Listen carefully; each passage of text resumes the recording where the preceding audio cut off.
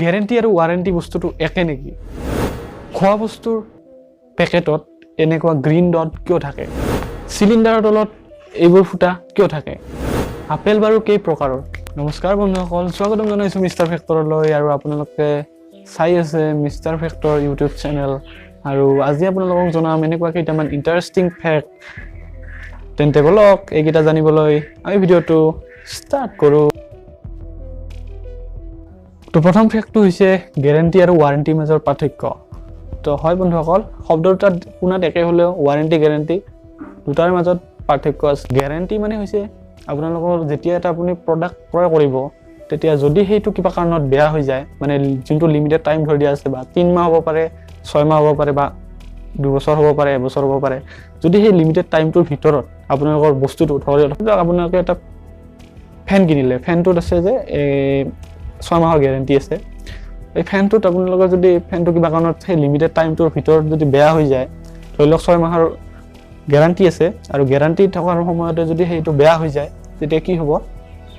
যোনজন দোকানীৰ পৰা আপুনি বস্তুটো ক্ৰয় কৰিছিল, তেওঁ আপোনাক সেই ফেনটোৰ নিচিনাই ছেম এটা ফেন আপোনাক দি দিব, আৰু তাৰ বাবদ তেওঁ কোনো ধৰণৰ টকা নল'ব।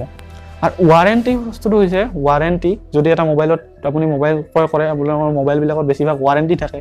ৱাৰেণ্টি মানে কি সূচায়? ৱাৰেণ্টিয়ে সূচায় যে এইটো ধৰি লওক আপোনালোকে এটা মোবাইল কিনিছে, মোবাইলটো কিবা কাৰণত স্ক্ৰেচ পৰিল, ভাঙিল, কিবা হ'ল, আপোনালোকক যোনজন আপোনালোকে দোকানীৰ পৰা সেই বস্তুটো ক্ৰয় কৰিছিল, তেওঁলোকে আপোনালোকক সেই বস্তুটো কেৱল ভাল কৰি দিব, তাৰ বাবদ আপোনাক ছেম এনেকুৱা মোবাইল এটা নিদিব পাৰে। যদি বাৰু আপোনালোকৰ চিনাকি হয়, কোনোবা দিব পাৰে বাৰু, সেইটো আপোনালোকৰ যদি মামাৰ দোকানত পাই যাব। কিন্তু এনেই আৰু ফাল্টু কৰিলোঁ। এনেকুৱা নহয় যে গেৰাণ্টিত আপোনালোকে বস্তু এটা, যে মই এইটো উষা কোম্পানীৰ এটা ফেন, উষা কোম্পানী মোক কিন্তু স্পনচাৰ কৰা নাই দেই, উষা কোম্পানী এইটো ফেন কিনিছোঁ মই, তো 6 মাহৰ ভিতৰতে এইটো বেয়া হ'ল, তো মোক কি কৰিব লাগিব? উষা কোম্পানীৰ ফেন এটা দোকানীটোৱে দিব লাগিব। কিন্তু ৱাৰেণ্টি যদি সেই ফেনটোত থাকে, তেনেহ'লে সেই ফেনটো মোক ভাল কৰি দিব, তাৰ বাবদ মই কিন্তু দাবী কৰিব নোৱাৰোঁ যে মোক এটা নতুন ফেন লাগে। আপোনালোকে খাদ্য সামগ্ৰী বা যিকোনো জুচৰ বটলত এটা গ্ৰীণ ডট দেখিবলৈ পাইছে। গ্ৰীণ ডট এটা 4-কোণীয়া এটা থাকে, মাজত এটা গ্ৰীণ ডট থাকে। এই গ্ৰীণ ডটটো আচলতে মিনিংটো কি?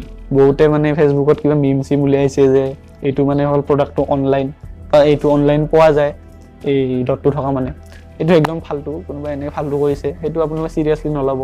কাৰণ আচল কথাটো আজি মই আপোনালোকক ক'ম যে আপোনালোকে জানে যে আমাৰ মানুহবোৰে কিছুমানে শাক চব্জি খায়, শাক পাচলি খায়, আৰু কিছুমানে মাছ মাংস খায়, আৰু কিছুমানে দুয়োটাই খায়। তাৰ ওপৰত আমি ভিত্তি কৰি মানুহবিলাকক, মানে মানুহৰ ক্ষেত্ৰত কৈ আছোঁ, মানুহবিলাকক আমি দুটা ভাগত ভাগ কৰিছোঁ, ভেজিটেৰিয়ান, নন ভেজিটেৰিয়ান। তো যিসকলে ভেজিটেবল খায় সেইটো ভেজিটেৰিয়ান, তেওঁলোকে তাৰমানে মিট ফিচ একো নাখায়, মাছ মাংস নাখায়। আৰু যিবিলাকে মাছ মাংস খায় আৰু শাক পাচলিটো খাবই, তেওঁলোকক মানে নন ভেজিটেৰিয়ান বুলি কয়। এতিয়া গ্ৰীণ ডটটোৱে মানে সূচায় কি? যে এই বস্তুটো, যোনটো বস্তু আপুনি কিনিছে, যে আপুনি ফ্ৰুট জুচ এটা কিনিছে, সেই ফ্ৰুট জুচটো 100% ভেজিটেৰিয়ান, মানে তাত কোনো মিক্স প্ৰডাক্ট নাই, বা এনেকুৱা মাংসজাতীয় প্ৰডাক্ট নাই তাতে, সেইটো একদম পিয়ৰ হ'ব, আৰু তাত কোনো ধৰণৰ মিক্স নাথাকিব। আৰু নন ভেজিটেৰিয়ানবিলাকত সদায় ৰেড চিনটো ব্যৱহাৰ কৰা হয়, 4-কোণীয়া এটা থাকে, আৰু ৰেড চিনটো মাজত থাকে। তো তেনেকুৱা, যেনে আমাৰ ছাবস্ক্ৰাইব বটনটো থাকে, তলত ছাবস্ক্ৰাইব বটনটো আছে, ছাবস্ক্ৰাইব কৰি লওক। আপেলটো আপোনালোকে সকলোৱে খায়, কিন্তু আপেলবোৰ বাৰু আপুনি দুটাই দেখিছে কিজানি, মই বধ কৰোঁ, আপুনি আমাৰ সৰ্ব এৰিয়াত মই মানে দুটাই আপেল দেখিছোঁ, বেছিভাগ ৰঙা এটা আৰু সেউজীয়া এটা, এই দুটা আপেলে দেখিছোঁ। কিন্তু আপেল কেইবা প্ৰকাৰৰ আছে, হাজাৰ বিধ আপেল আছে। মানে আপুনি যদি আজি খোৱা আৰম্ভ কৰে, তেতিয়াহ'লে আপুনি হয়তো প্ৰায় কেইবা বছৰ আপুনি খাব লাগিব, তেতিয়াহে এপেলবোৰ শেষ হ'ব। আৰু এপেলবোৰৰ এটা কেৱল দুটা বা এটা প্ৰকাৰ থকা বুলি আপোনালোকে ভুল নাযাব, হাজাৰ প্ৰকাৰৰ আপেল আছে আমাৰ পৃথিৱীত। নেক্সট টপিকটো হৈছে চিলিণ্ডাৰ। যোনটো LPG গেছ আপোনালোকে ব্যৱহাৰ কৰে মানে ৰান্ধোতে, মই বাৰু নাৰান্ধো, মায়ে ৰান্ধে আমাৰ। তো এই যে আমি ৰান্ধোতে যে LPG গেছটো ব্যৱহাৰ কৰোঁ, সেই তাতে তলত চাব, মই আপোনাক ফটোটো দেখুৱাই আছোঁ, তলত চাব সদায় কিছুমান ফুটা থাকে সৰু সৰু। এই ফুটাবোৰ বাৰু কিয় থাকে? এই ফুটাবিলাক থকাৰ এটা বিৰাট ডাঙৰ কাৰণ আছে, আৰু বিৰাট ডাঙৰ এটা উদ্দেশ্য আছে। তো কাৰণটো হ'ল যে যোনটো LPG গেছ সেইটো বহুত সক্ৰিয় গেছ হয় আৰু যেতিয়া দিয়াচলৈ মাৰোঁ সক্ৰিয়ভাৱে পটাপট জ্বলি উঠে তাৰমানে এইটো। আৰু যদি কিবা কাৰণত গৰম জলবায়ুত এই গেছটো ৰখা হয় তেতিয়া মানে ব্লাষ্ট হৈ যাব পাৰে। সেয়েহে এই তলৰ ফুটাবিলাকে কি কৰে, যোনটো বাহিৰৰ আমাৰ বায়ুমণ্ডলৰ ফ্ৰেছ বতাহটো সেই ফুটাবোৰৰ মাজেদি চিলিণ্ডাৰটো তলিলৈ যাই থাকে আৰু যাৰ ফলত এটা মানে তাপটো যথেষ্ট নিয়ন্ত্ৰণ হৈ থাকে আৰু নিয়ন্ত্ৰণ হৈ থকাৰ ফলত গেছটো সক্ৰিয় হৈ নুঠে আৰু আমাৰ পক্ষে হানিকাৰক নহয়। অকল এইবাৰ মানে লাষ্ট টপিকটো আহিছোঁ। লাষ্ট টপিকটো হৈছে মানে কি টুথপেষ্ট কেইটা মই বাৰু লৈ আনিছোঁ আপোনালোকৰ কাৰণে। আপোনালোকক দেখুৱাইছোঁ যে ইয়াত এটা আপোনালোকে দেখিবলৈ হৈছে এইটো ব্লু এটা চিন আছে দেখিবলৈ বেছি ইয়াতে এটা ব্লু চিন আছে সৰু, এইটো ব্লু চিন।